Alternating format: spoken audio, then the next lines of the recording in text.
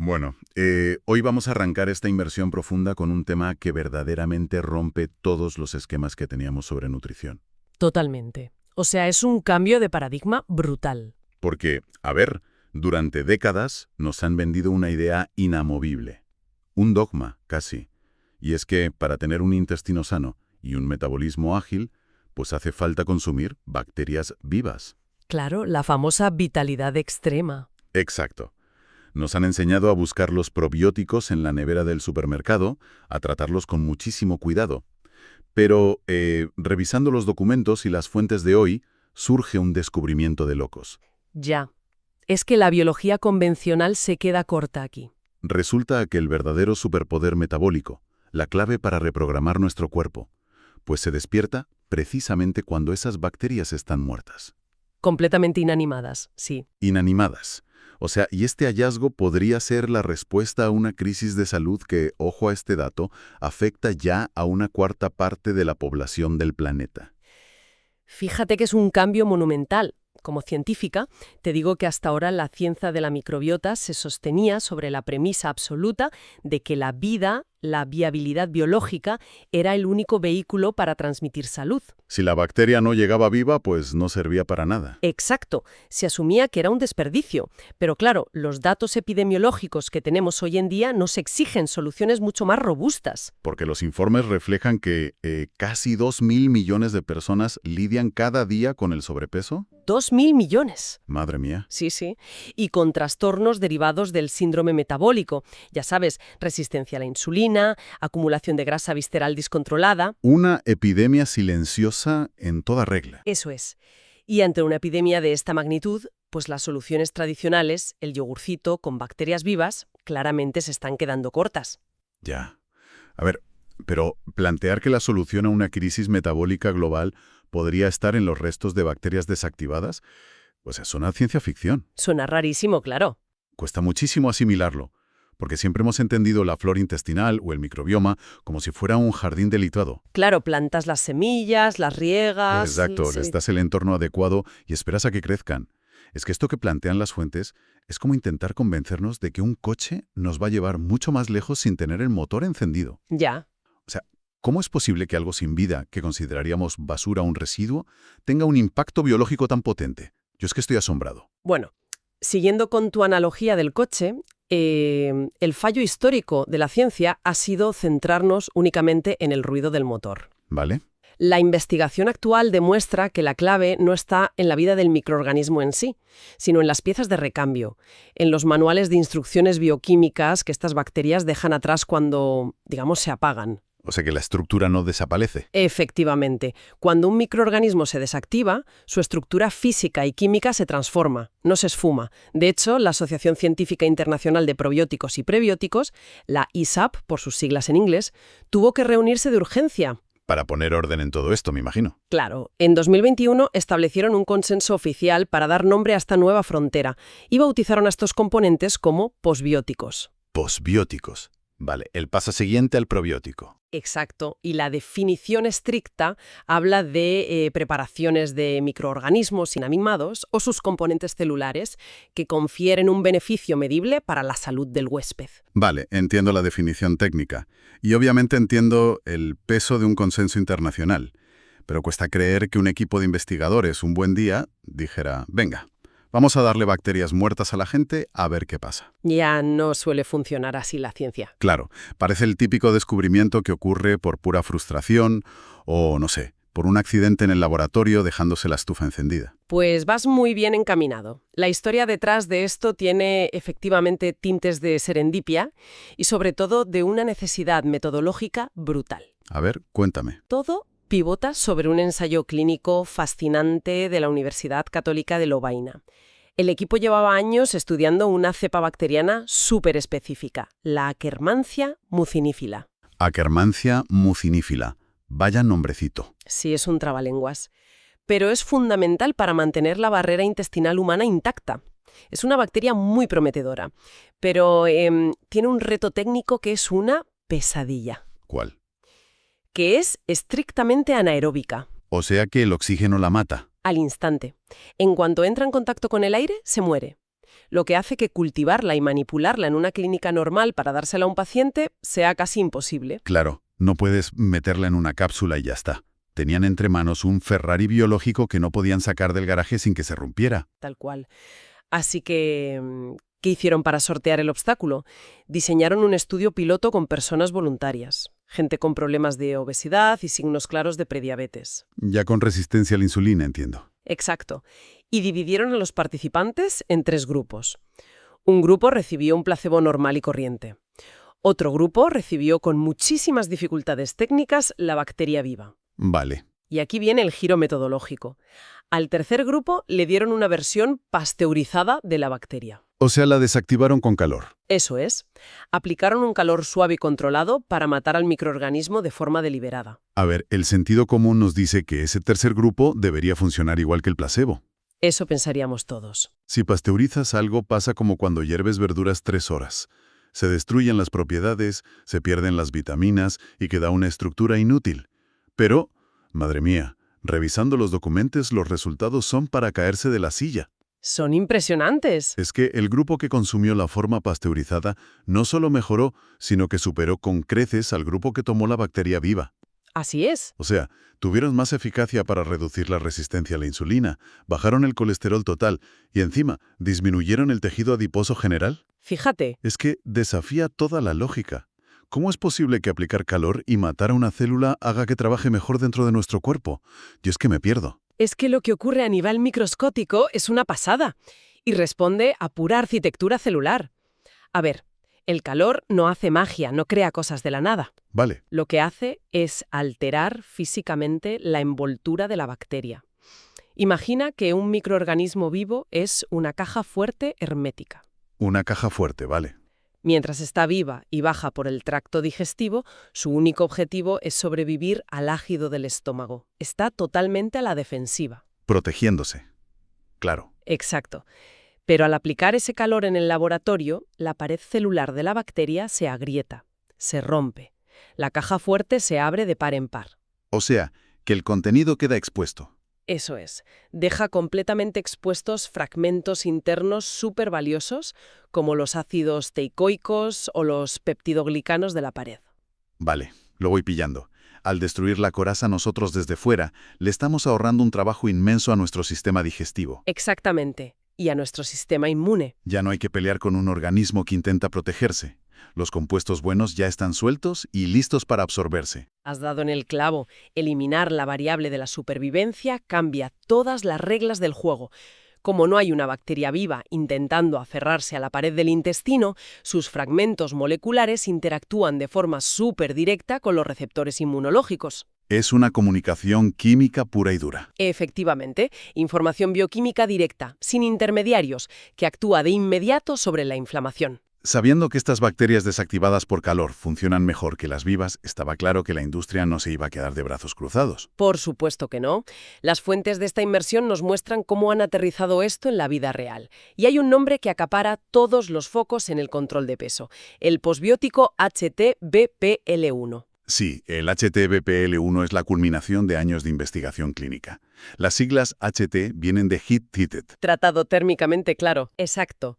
Deriva de una cepa probiótica superestudiada, la Bifidobacterium animalis subespecie lactis CECT 8145. Otro nombrecito para enmarcar. Ya te digo. Pero la evidencia científica es tan sólida que en 2020 le dieron el premio Nutra Ingredients como ingrediente del año en control de peso. Y esos premios no se dan a la ligera en el sector biotecnológico. Tienes que tener datos clínicos irrefutables. Pues hablemos de esos datos clínicos, porque yo, que soy un poco escéptico por naturaleza, al leerlos me quedé a cuadros. A ver, cuéntame. Es un ensayo de 12 semanas, hombres y mujeres, con obesidad abdominal, doble ciego, controlado con placebo, el estándar de oro. Muy riguroso, sí. Son solo 3 meses, y las cifras dicen que el 39% de los sujetos que tomaron HTBPL1 redujeron su cintura en 2 centímetros o más. Es una barbaridad. Y espera, TU55% logró reducir el área de grasa visceral de forma significativa. Conseguir esto sin dietas extremas me parece de locos. Es que para calibrar esto bien hay que entender qué es la grasa visceral.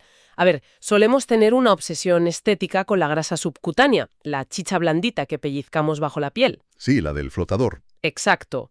Pero médicamente, el verdadero enemigo es la grasa visceral.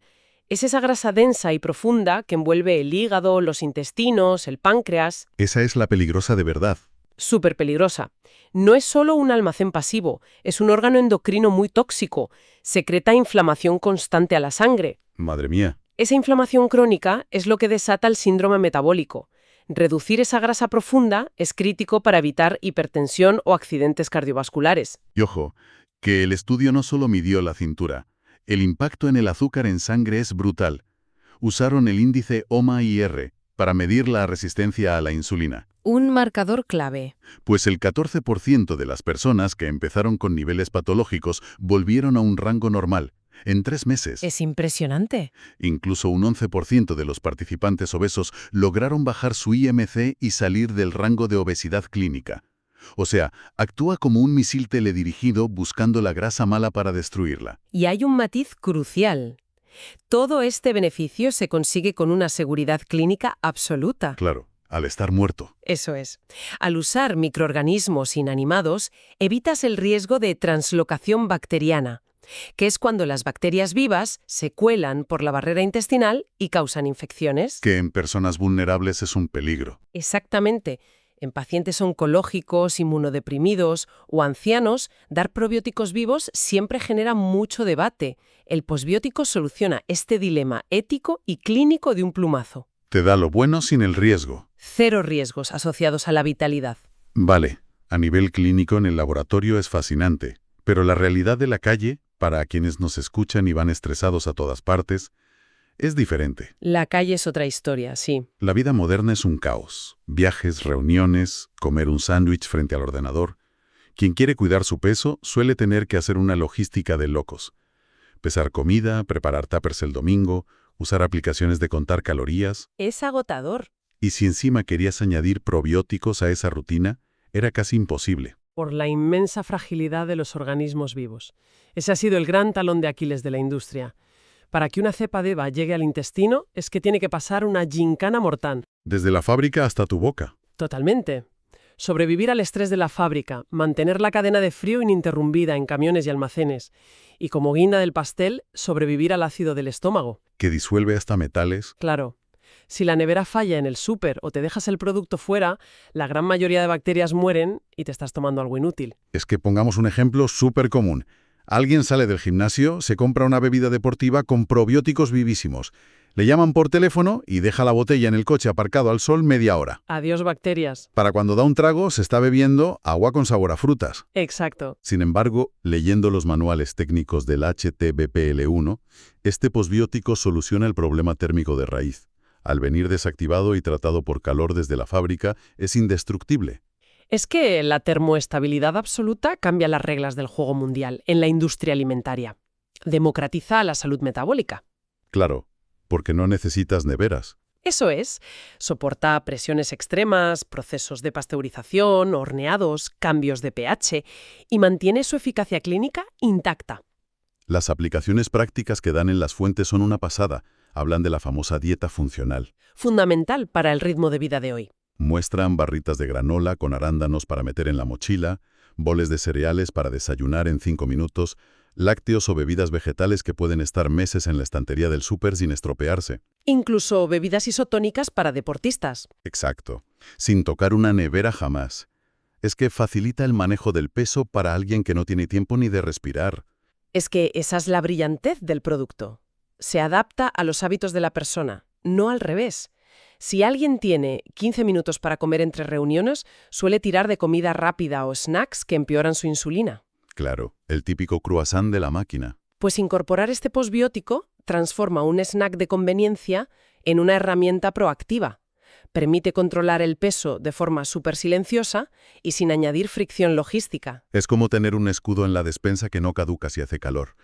Pero bueno, llegados a este punto, mi curiosidad me exige ir un poquito más allá. A ver, dispara. Hemos hablado de paredes celulares rotas, de cajas fuertes abiertas, pero cuando me como esa barrita o me bebo esa bebida deportiva y llega al fondo del intestino, ¿Cuál es el truco biológico? La mecánica exacta. Sí. ¿Qué sustancias salen de ahí para reprogramar una grasa tan terca como la abdominal? Pues para entender este mecanismo hay que fijarse en los subproductos metabólicos, especialmente en los ácidos grasos de cadena corta, los AGCC. Vale. Entre ellos destacan el acetato, el propionato y, sobre todo, la gran estrella, el butirato. Son los mensajeros de nuestro intestino. El butirato me suena un montón. En la literatura sobre longevidad siempre sale a relucir. Y con razón. Las evidencias demuestran que el butirato modula la sensibilidad a la insulina brutalmente. Mejora la tolerancia a la glucosa sistémica sin saturar la sangre. O sea, trabaja desde dentro. Actúa desde la barrera intestinal como una torre de control. Emite señales químicas para apagar la inflamación en otros órganos lejanos. Fíjate. Pero lo de la grasa visceral es de otro planeta. En los documentos hablan de un proceso que parece magia, el pardiamiento de la grasa. El browning. Sí. A ver, recordemos que nuestro cuerpo almacena grasa blanca, que es la grasa vaga, la del abdomen, que solo sirve de almacén pasivo de calorías. La grasa de reserva de toda la vida. La evolución nos la dio para sobrevivir a las hambrunas, pero hoy en día juega en nuestra contra. Claro. Y por otro lado tenemos una poca cantidad de grasa marrón o parda, Exacto. que entiendo que es la que está llena de mitocondrias. Las centrales energéticas de las células. La grasa marrón es superactiva. Su trabajo no es almacenar, es quemar calorías frenéticamente para darnos calor. La termogénesis. Y aquí es donde la ciencia me rompe la cabeza, porque los datos dicen que los posbióticos, sustancias como el ácido vanílico, no solo quitan la inflamación, sino que provocan este pardiamiento. Es increíble. Obligan a la grasa blanca y vaga del abdomen a comportarse como grasa marrón. O sea, convierten un almacén en un horno quemagrasas, sin que tú cambies el nivel de esfuerzo físico. Es una optimización metabólica desde el corazón de la célula. Pero espérate, que esta reprogramación también llega al sistema nervioso central. Al cerebro. Sí, al control del apetito, que es clave para mantener el peso. Los estudios muestran que esta modulación estimula la secreción natural de una hormona intestinal muy famosa ahora mismo, el GLP-1. Un momento, vamos a detenernos aquí. Porque cualquiera que lea las noticias o mire la bolsa sabe que el GLP-1 está en todas partes. Es el tema de moda, sí. Es la vía que usan estos fármacos inyectables famosísimos y carísimos para perder peso. Exactamente. ¿Me estás diciendo que comerse una barrita funcional con posbióticos replica el efecto de esos medicamentos millonarios, enviando esa orden de saciedad de forma natural? A ver, hay que tener una prudencia clínica enorme con esto. Claro, no es lo mismo. Ningún científico te dirá que una barrita con HTPL1 tiene el impacto masivo y farmacológico de un inyectable de GLP-1 sintético.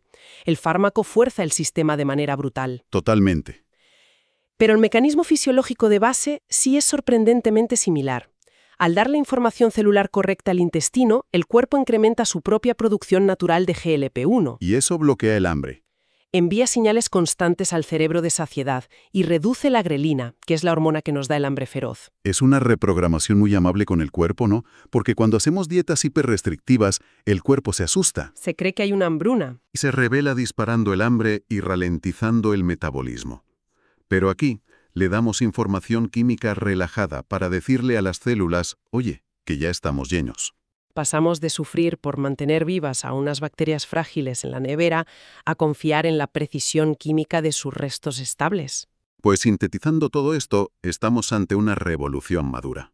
Soluciones clínicas como el HTBPL1 demuestran que reducir cintura no requiere bacterias vivas, sino su legado químico. Su tremenda estabilidad al calor lo hace el aliado invisible perfecto para quienes tienen vidas superocupadas, metiéndose en la comida normal sin complicaciones. Es la vanguardia científica adaptándose por fin a la realidad de la calle. Totalmente. Y para cerrar, quiero dejar una reflexión sobre la mesa. Porque si lo pensamos, la industria alimentaria lleva un siglo entero gastando miles de millones en esterilizar, hervir y pasteurizarlo absolutamente todo. Todo por seguridad y caducidad, claro. Exacto, para matar cualquier bicho. Pues resulta una ironía tremenda, casi poética, pensar que al hacer esa destrucción sistemática, quizá hemos estado fabricando por accidente y tirando por el desagüe los mismísimos compuestos bioactivos que ahora los laboratorios intentan comprender y volver a envasar.